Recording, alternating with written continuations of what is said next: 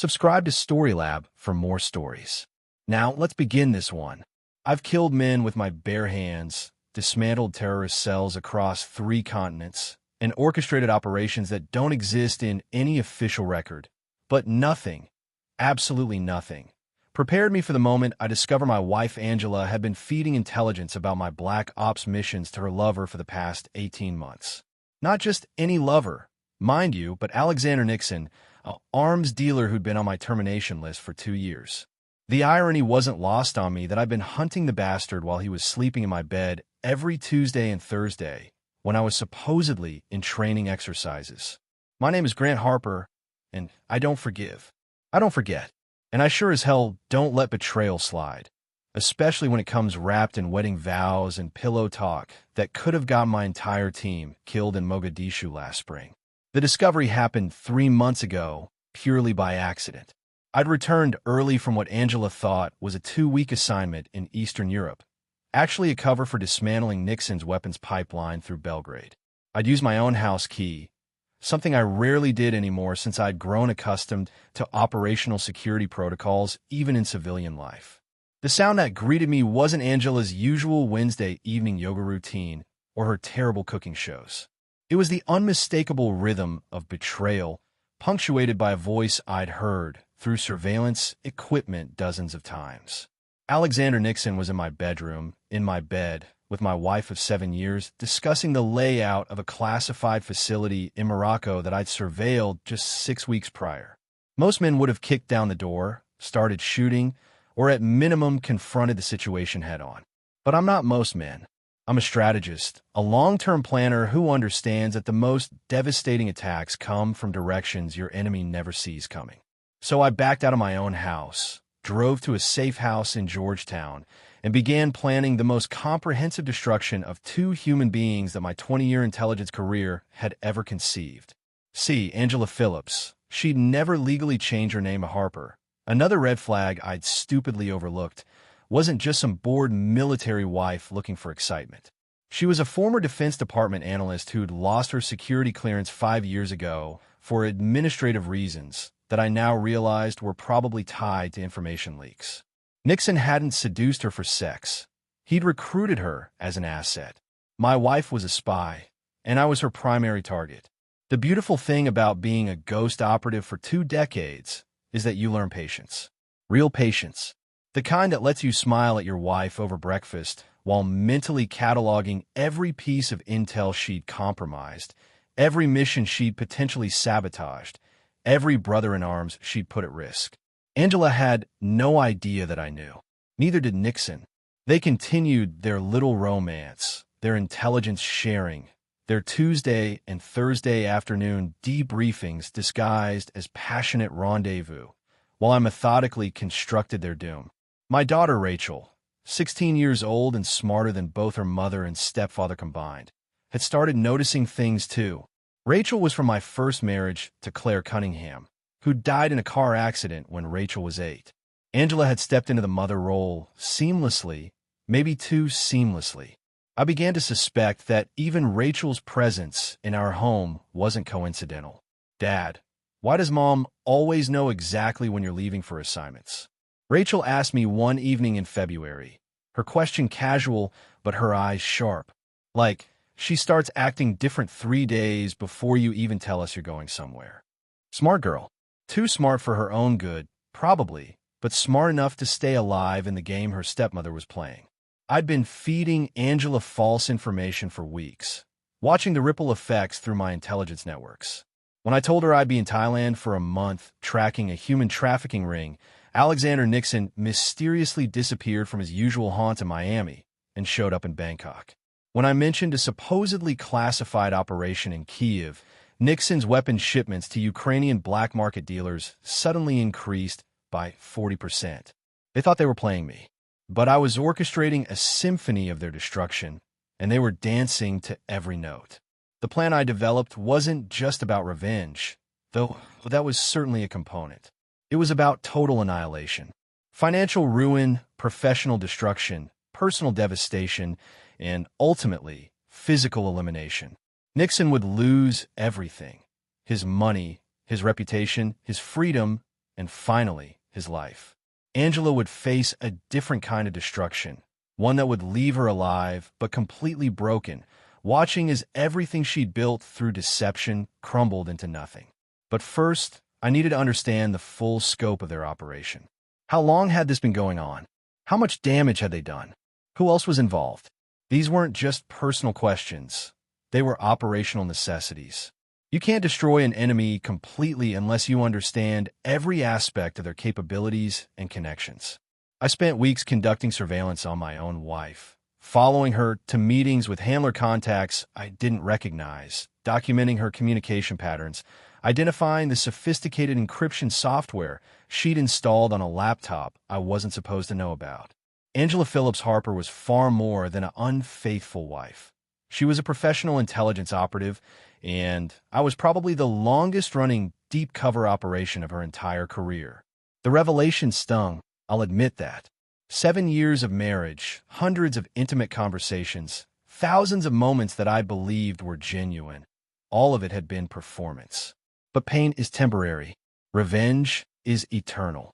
And I was about to give Angela and Alexander a masterclass in what happens when you betray someone who kills people professionally.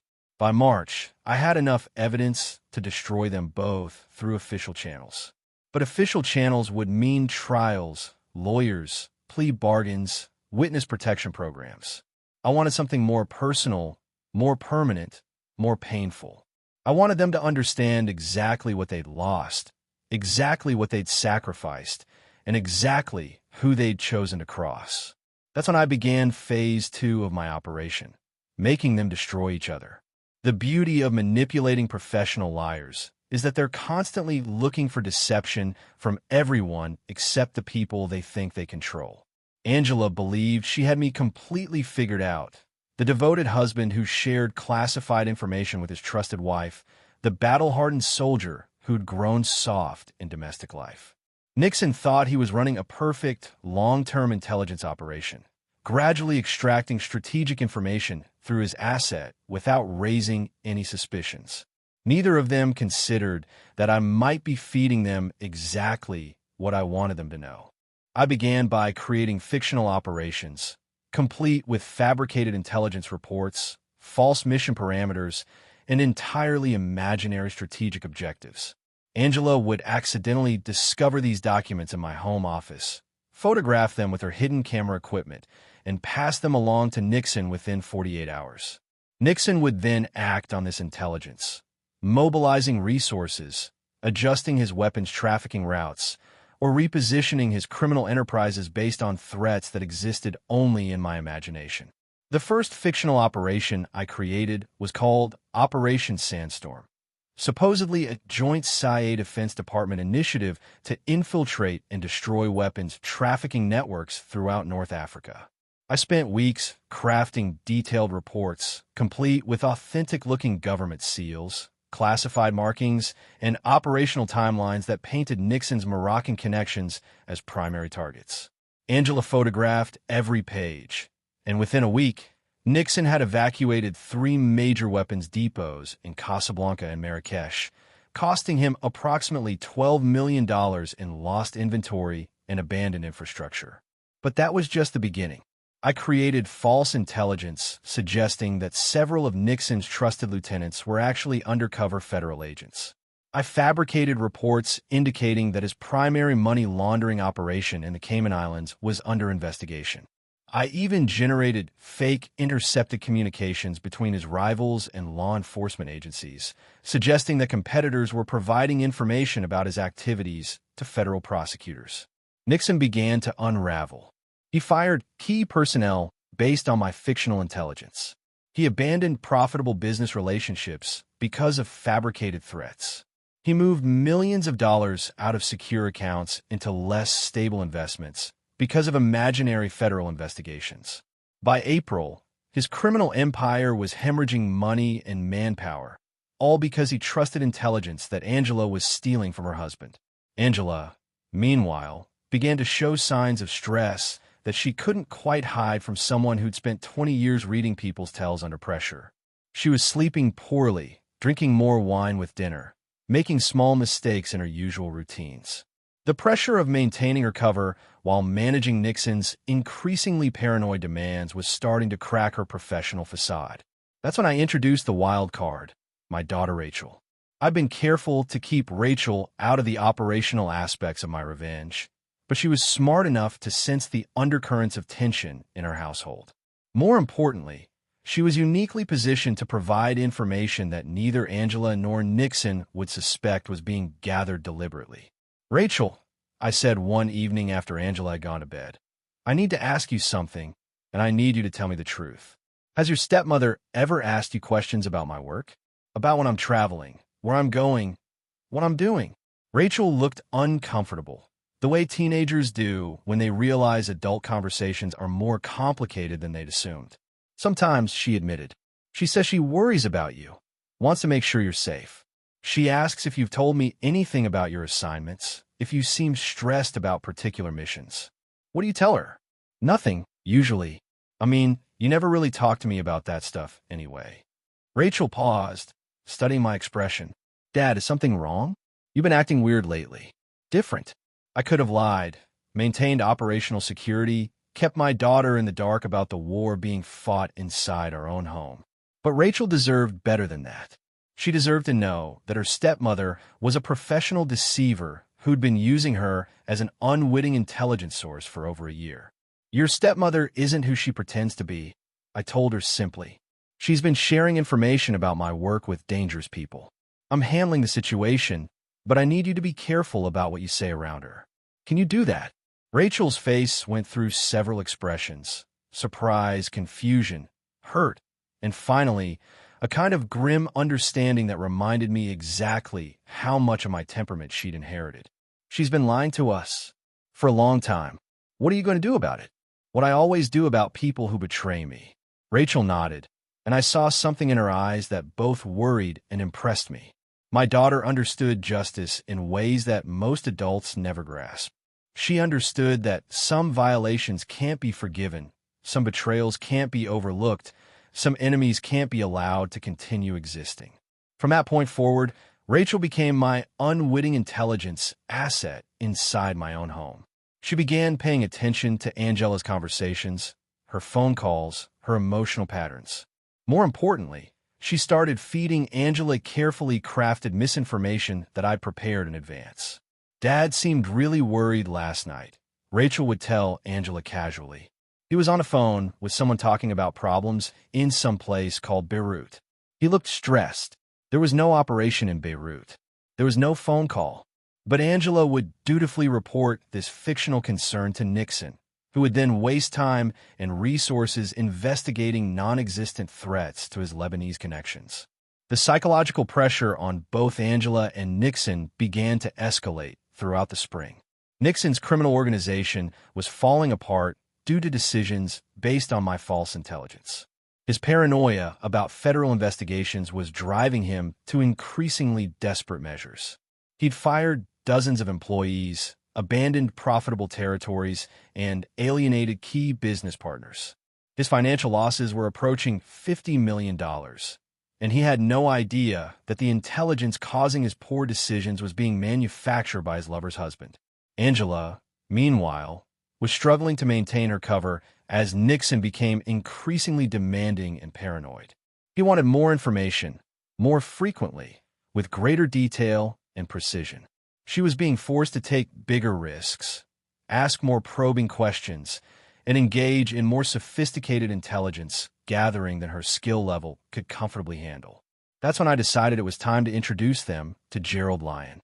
Gerald Lyon was a fiction, a completely fabricated identity I'd created using resources from my intelligence background. According to his carefully constructed background, Gerald Lyon was a disgraced former CIA operative who'd been dismissed for selling classified information to foreign governments. He was exactly the kind of person that Alexander Nixon would want to recruit, and exactly the kind of person who would drive a wedge between Nixon and Angela. I arranged for Gerald Lyon to make contact with Nixon through intermediaries, offering high-level intelligence about ongoing federal investigations into international weapons trafficking. The intelligence I provided through this fictional character was real, current, and extremely valuable. The kind of information that could help Nixon avoid actual law enforcement attention while simultaneously making him dependent on a source he couldn't verify or control. Nixon took the bait immediately. Within 2 weeks, he was paying Gerald Lyon substantial sums for intelligence that was far more actionable and valuable than anything he'd been receiving from Angela. More importantly, Gerald Lyon began subtly questioning the quality and reliability of Nixon's other intelligence sources. "Your inside information about that Morocco operation was completely wrong," Gerald Lyon told Nixon during one of their arranged meetings. "There was no federal task force, no surveillance, no investigation. Either your source was lying to you, or someone was feeding your source false information. Either way, you lost $12 million chasing shadows." Nixon began to suspect Angela. Angela, meanwhile, began to suspect that Nixon had recruited additional intelligence assets without telling her. The mutual suspicion I'd carefully cultivated started poisoning their personal relationship along with their professional partnership. By June, they were openly arguing during their Tuesday and Thursday meetings. I'd installed surveillance equipment in the hotel room they used for their rendezvous, so I could monitor their deteriorating relationship in real time. The sexual component of their affair had been replaced almost entirely by accusations, demands, and recriminations. "You're getting careless," Nixon would tell Angela. "Your husband is becoming suspicious. Your intelligence is less detailed than it used to be. Maybe you're not as valuable to this operation as I thought." "I'm risking everything for you," Angela would respond. "My marriage, my security clearance, my daughter's relationship with her father.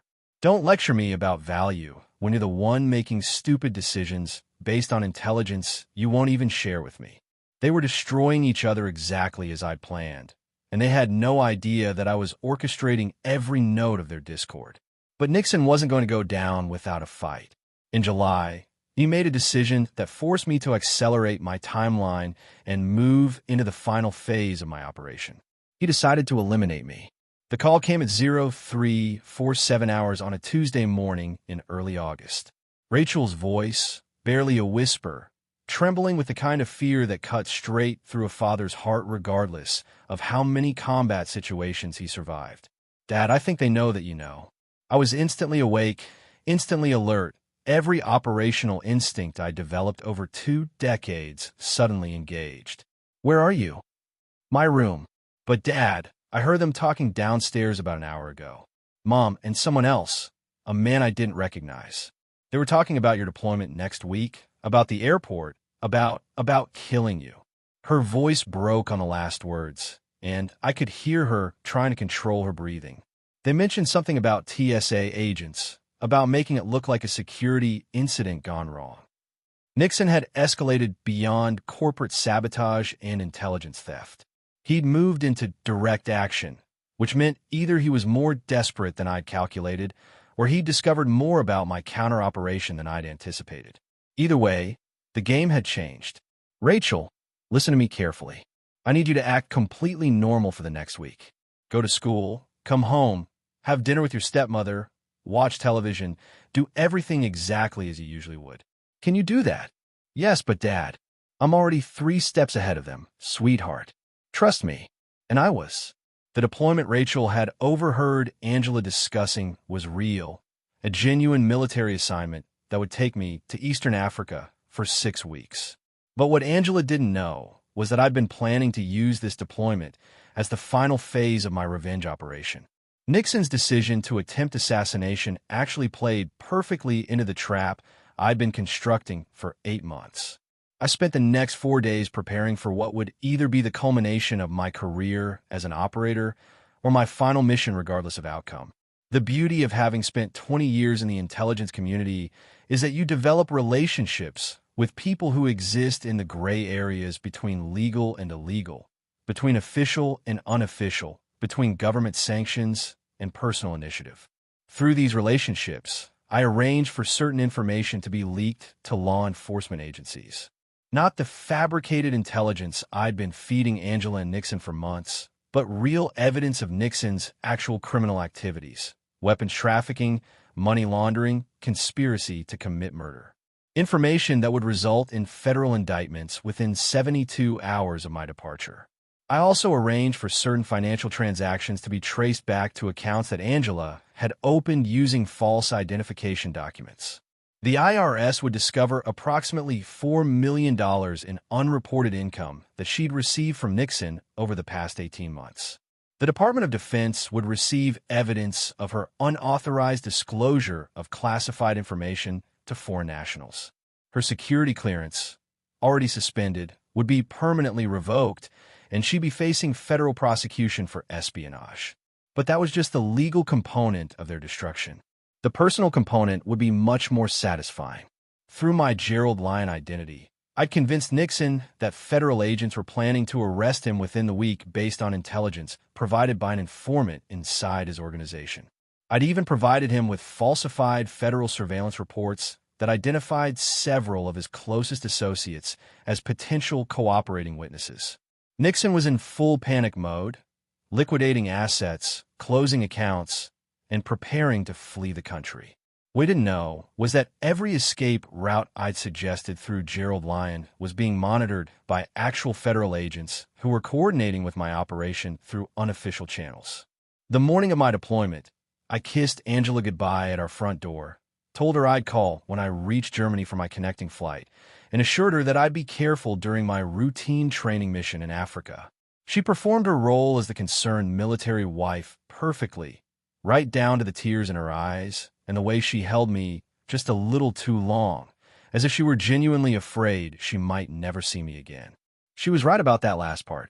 I drove to Dulles International Airport knowing that Nixon had positioned at least 4 men throughout the terminal, including 2 who'd been provided with authentic-looking TSA credentials and clearance to work in secure areas.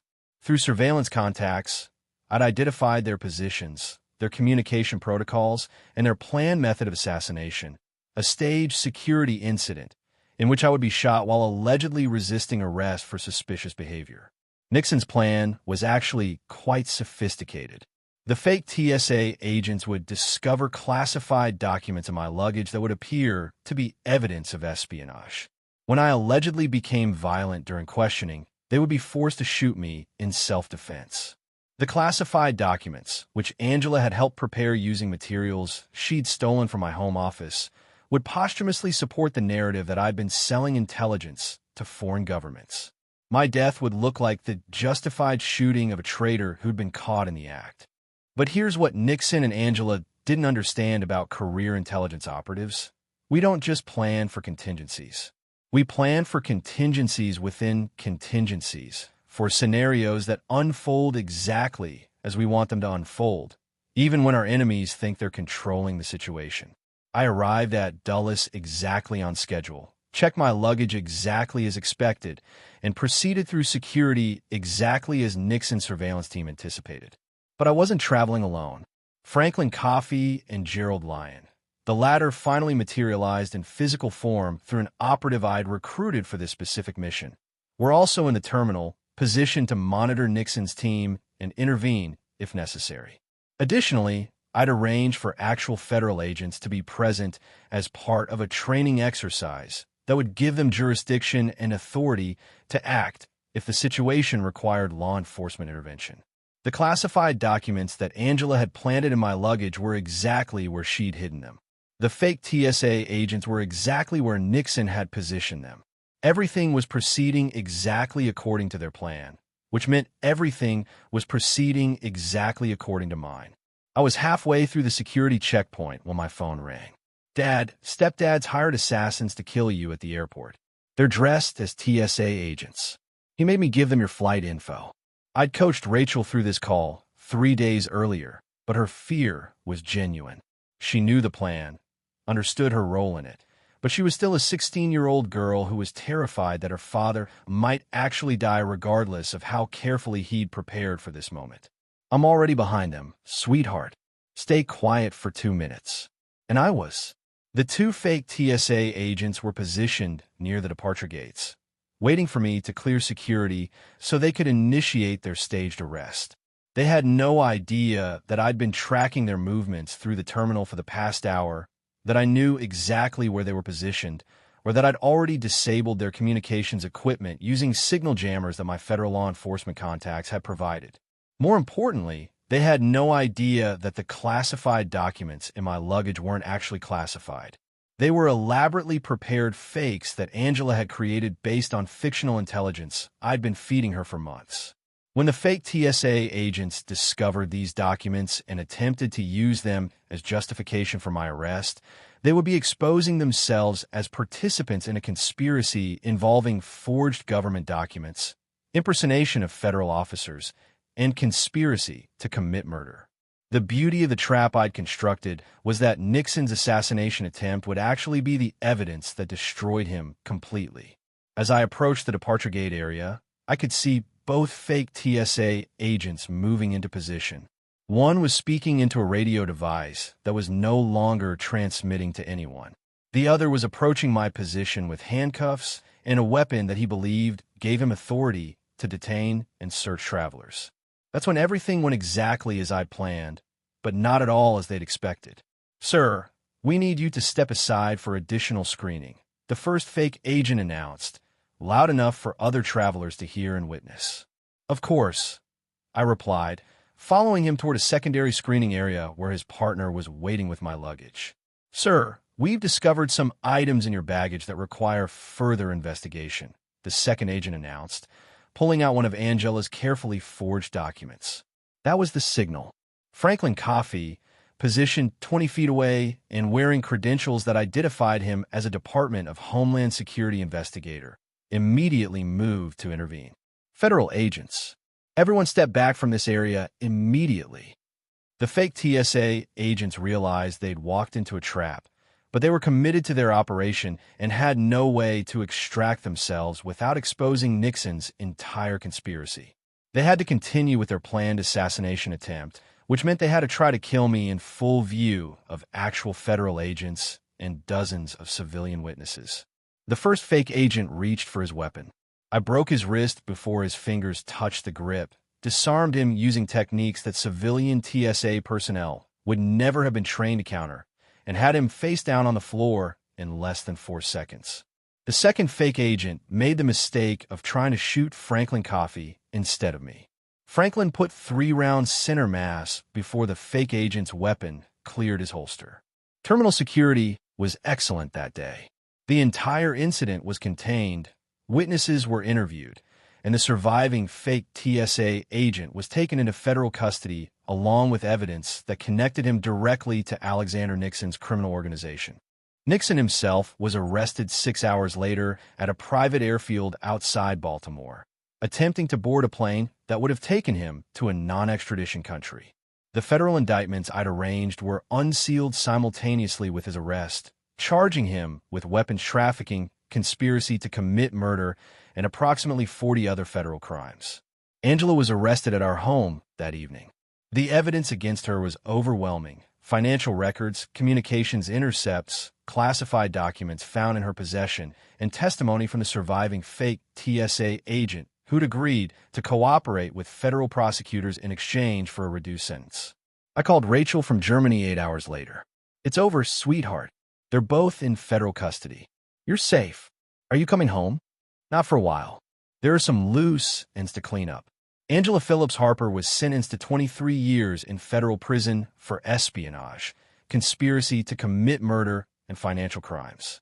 She'll be 68 years old when she's eligible for parole, assuming she survives that long in a federal penitentiary where convicted spies aren't particularly popular among the general population. Alexander Nixon received life without parole. He was found dead in his cell 6 weeks into his sentence, the victim of what prison officials described as a violent altercation with another inmate. The other inmate was someone I'd had business with in the past, someone who understood that certain debts can only be paid in blood. Rachel lives with her Aunt Claire's sister now, in a small town in Montana, where she can finish high school without the complications that come with being the daughter of a convicted spy and a professional killer. She calls me every Sunday, and I call her whenever I can get secure communication access. She understands that I love her, that everything I did was to protect her, and that some kinds of justice can't be delivered through legal channels. I don't forgive betrayal. I don't forget violations of trust. And I don't let people who threaten my family continue to exist in any capacity that might pose future risks.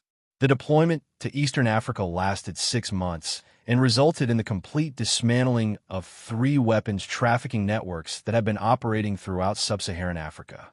It was remarkably successful, professionally satisfying, and personally therapeutic.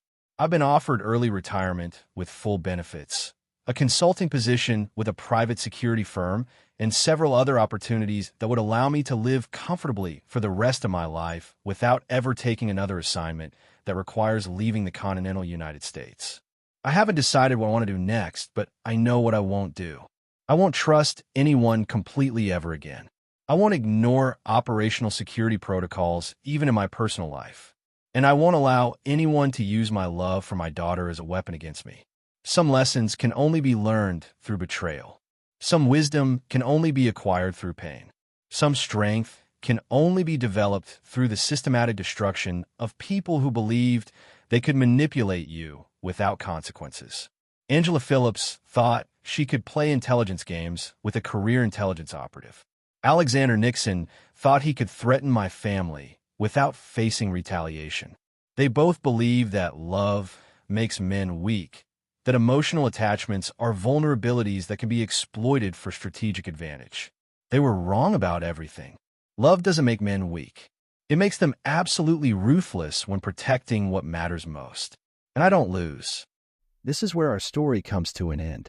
Share your thoughts in the comments section. Thanks for your precious time. If you enjoyed this story, then please make sure you subscribe to this channel. That would help me a lot. Click on the video you see on the screen, and I will see you there.